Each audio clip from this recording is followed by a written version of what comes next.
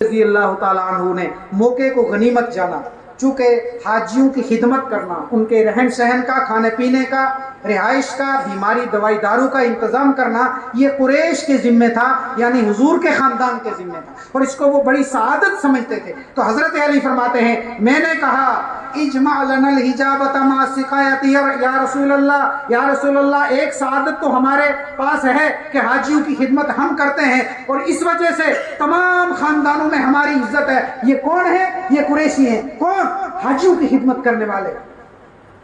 پھر قریش سے کوئی مقابلہ نہیں کرنا چاہتا، عزت احترام کے ساتھ ان کا نام لیتا ہے۔ تو یا رسول اللہ یہ کعبے کی جو چابی ہے نا، یہ بھی بڑی عزت افزائی کی بات ہے، یہ بھی ہمیں دے دیں آپ، آج تو آپ مالک ہیں نا۔ تو دو سعادتیں، دو خوشبختیاں ہمارے حصے میں آ جائیں۔ نبی علیہ السلام نے فرمایا، اللہ تعالیٰ کا فرمان ہے یا ایھا الذین آمنوا ان اللہ یأمرکم ان تؤدوا الامانات الی اہلها، اللہ کا حکم ہے کہ امانت والوں کے سپرد کرو۔ آپ نے فرمایا این عثمان بن طلحہ، عثمان ابن طلحہ ہیں مجمع میں کھڑے ہوئے، شرمندگی کا عالم ہے، جھکی ہوئی نگاہیں ہیں، احساس شرمساری کے ساتھ آئے، محمد حاضر ہوں۔ آپ نے فرمایا ایک بات کہی تھی کسی زمانے میں، یاد ہے؟ یا رسول اللہ یاد ہے۔ یہ لو چابی، ہا کا مفتاح کا یا عثمان، یہ ہے تمہاری چابی اے عثمان، خذوہا خالدتن طالدتن، لو اور ہمیشہ کے لیے لو، لو ہمیشہ کے لیے لو، لا ینزعھا منکم الا ظالم، تم سے کوئی نہیں اس کو چھین سکتا، ہاں جو ظالم ہو وہ تم سے چھینے گا۔ آج تک اسی خاندان میں یہ چابی ہے۔ کوئی مقابلہ ہے اس اخلاق کا انسانی تاریخ میں؟ لیکن میرے بھائیوں افسوس کا مقام ہے کہ ہم نے ان اخلاق کا کوئی حصہ، ہم نے اس تواضع سے کچھ نہیں سیکھا۔ میں رات کو واقعہ سنا رہا تھا، نبی علیہ الصلوۃ والسلام ایک سفر میں تھے اور آپ نے صحابہ سے فرمایا پڑاؤ ڈالا ایک پانی پر، ایک بکری کا بچہ ذبح کرو، بکری ذبح کرو۔ تو ایک صحابی کہنے لگے یا رسول اللہ علیہ ذبحھا، ذبح کرنا میری ذمہ داری، یعنی کوئی اور نہ بولے پہلے میں بول جاؤں۔ وقال آخر، ایک دوسرے نے کہا علیہ صلحھا، میری ذمہ داری ہے کھال میں اتاروں گا۔ تیسرے نے کہا وعلیہ طبخھا، اس کو پکانا میری ذمہ داری ہے، میں بہت اچھا کھانا پکاتا ہوں۔ فقال رسول اللہ صلی اللہ علیہ وسلم، نبی علیہ السلام نے فرمایا وعلیہ جمع الحطب، لکڑیاں جمع کرنا میری ذمہ داری ہے۔ کوئی بڑا جو ہے یہ بات کہہ سکے؟ صحابہ کے پاؤں کے نیچے سے زمین نکل گئی۔ نبی علیہ السلام، ہمارے ماں باپ آپ پر قربان ہوں، یا رسول اللہ ہمارے ہوتے ہوئے انا نکفیک العمل، آپ کا کام کرنے کے لیے تو ہم کافی ہیں، سعادت ہے ہماری یا رسول اللہ آپ کا کوئی کام کریں۔ یہ آپ نے کیا کہہ دیا میں لکڑیاں جمع کروں گا؟ فرمایا علمت انکم تکفوننی، میں جانتا ہوں میرا کام کرنے کے لیے تم کافی ہو، ولکن اکرہ، لیکن میں اس بات کو بڑا ناپسند کرتا ہوں ان یکون متمیزا بین اصحابی، کہ میں اپنے صحابہ کے درمیان بڑا بن کر بیٹھ جاؤں۔ فإن اللہ سبحانہ وتعالی یکرہ من عبدہ ان یکون متمیزا بین اصحابہ، اللہ اس بندے کو پسند نہیں کرتے جو اپنے ساتھیوں میں بڑا بن اپنے آپ کو بڑا سمجھے۔ میرے بھائیوں نبی کی سیرت کا ہر پہلو، اخلاق، معجزات، کردار، یعنی آپ کی تواضع، وہ ساری اس قابل ہے کہ اس کی نقل کی جائے۔ اللہ رب العالمین ہم سب کو عمل کی توفیق عطا فرمائے۔ آپ کا یہ مدرسہ میں سمجھتا ہوں کہ خزاؤں میں یہ بہار دیکھ کر دل بہت خوش ہوتا ہے۔ آپ اس کی قدردانی کریں، یاد رکھیں اللہ پاک نے اپنے پاک کلام میں فرمایا انا نحن نزلنا الذکر وانا لہ لحافظون، ہم نے اس قرآن کو اتارا ہے اور ہم اس کی حفاظت کرنے والے ہیں۔ حفاظت کا ایک مطلب تو بالکل سیدھا سادہ، اس کے زیر و زبر میں، اس کے یعنی کسی آیت میں، کسی لفظ میں کوئی تبدیلی نہیں کر سکتا، اور اللہ اس کی حفاظت کرتا ہے۔ لیکن یہ بالکل تھوڑا سا مطلب ہم نے سمجھا، اصل یہ ہے کہ قرآن کی بھی حفاظت کریں گے، جس سینے میں قرآن ہوگا اس کی حفاظت کریں گے، جس گھر میں قرآن پر عمل ہوگا اس گھر کی حفاظت کریں گے، جو مال قرآن پر لگے گا اس مال کی حفاظت کریں گے، جو خاندان، جو برادری، جو قبیلہ، جو ملک قرآن پر عمل کرے گا اللہ اس کی حفاظت فرمائے گا۔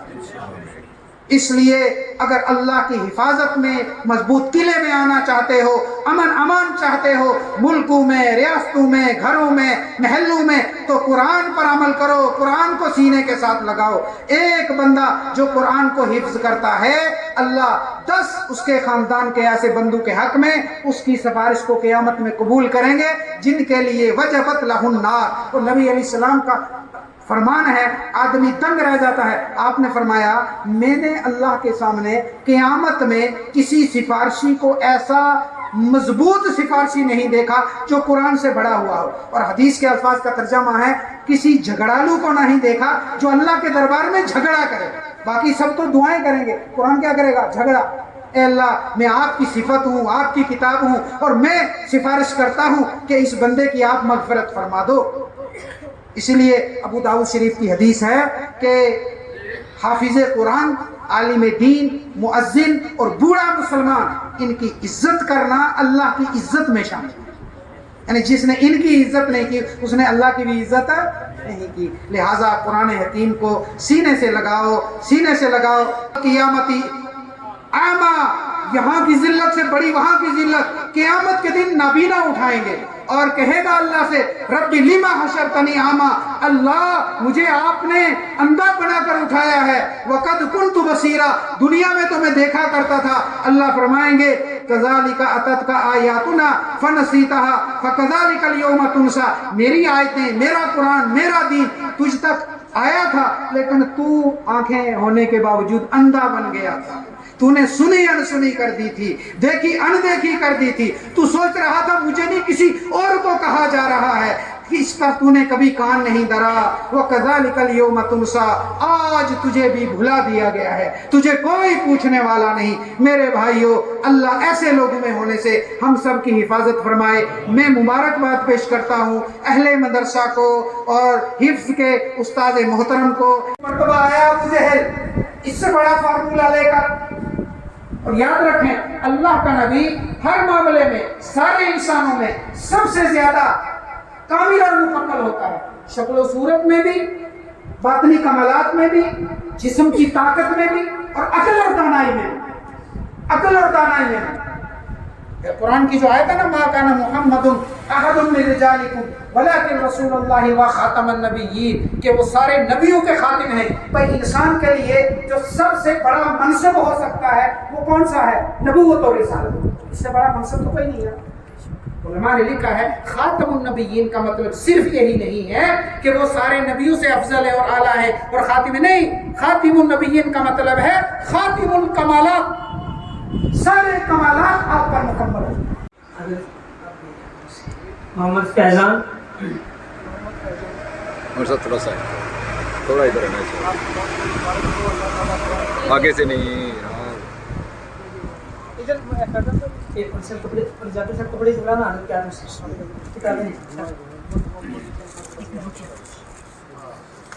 دو قلم دیے جا رہے ہیں انہیں حافظوں کو بھائی حبیب بڑوڑی کی طرف سے حضرت کے مبارک ہاتھوں سے ایک ایک قلم ان دونوں حافظوں کو دیا جا رہا ہے۔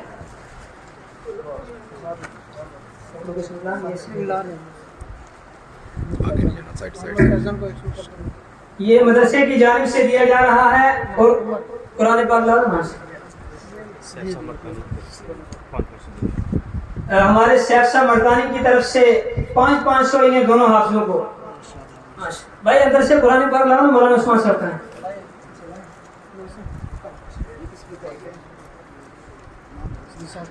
دونوں دے رہے آپ صاحب صاحب جی ہاں ماشاءاللہ۔ ڈاکٹر جاوید صاحب کی طرف سے 500 اور غلام علی صاحب کی طرف سے بھی 500۔ جزاکم اللہ فاحسن الجزاء۔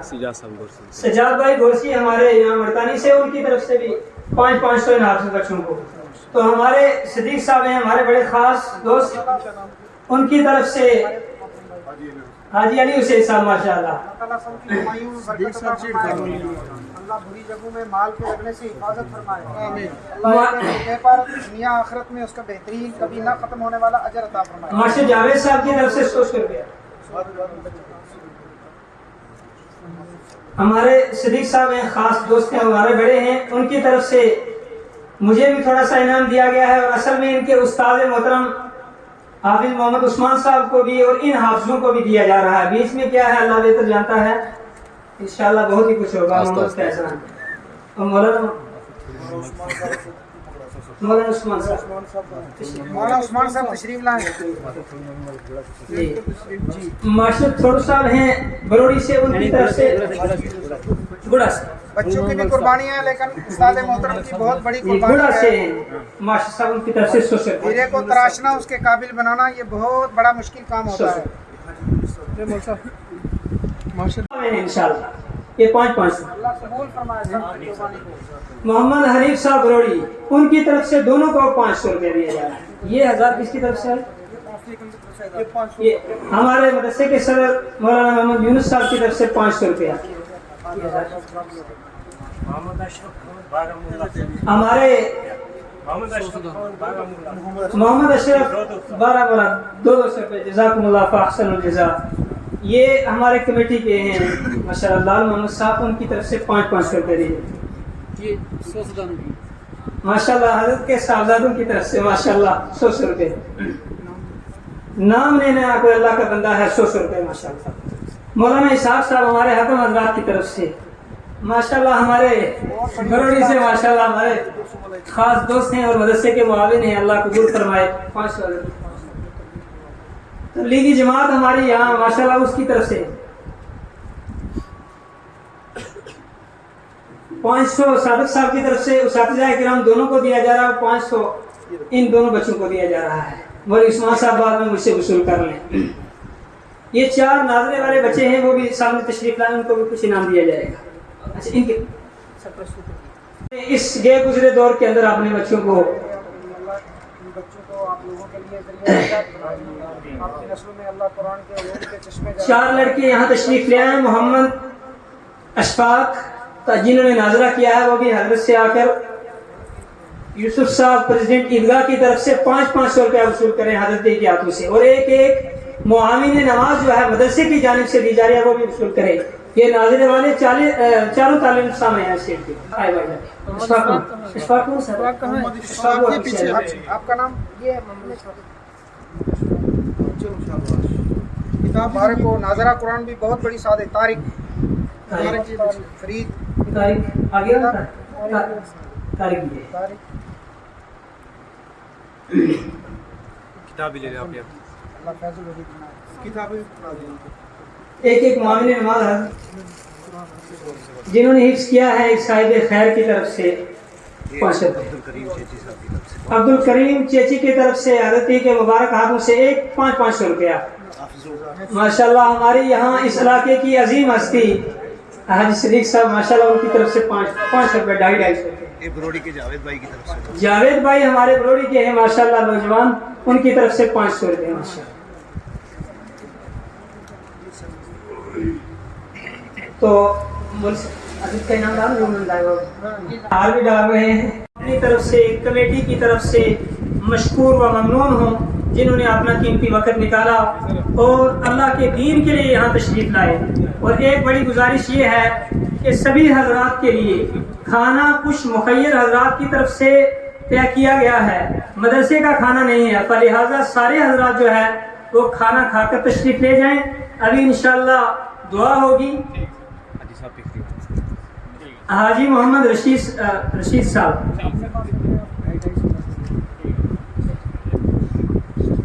تو ایک بات میں شروع میں بھول گیا کہ اس مدرسے کی بنیاد رکھنے والے حضرت مولانا سخی محمد صاحب رحمۃ اللہ علیہ ہیں, جنہوں نے کافی مشقتوں کے باوجود یہاں اس عیدگاہ کے اندر مدرسے کی بنیاد رکھی تھی. وہ ہم سے رخصت ہو گئے ہیں. یہ سارا سرا انشاءاللہ ان کے جو ہے اجر و ثواب میں لکھا جائے گا.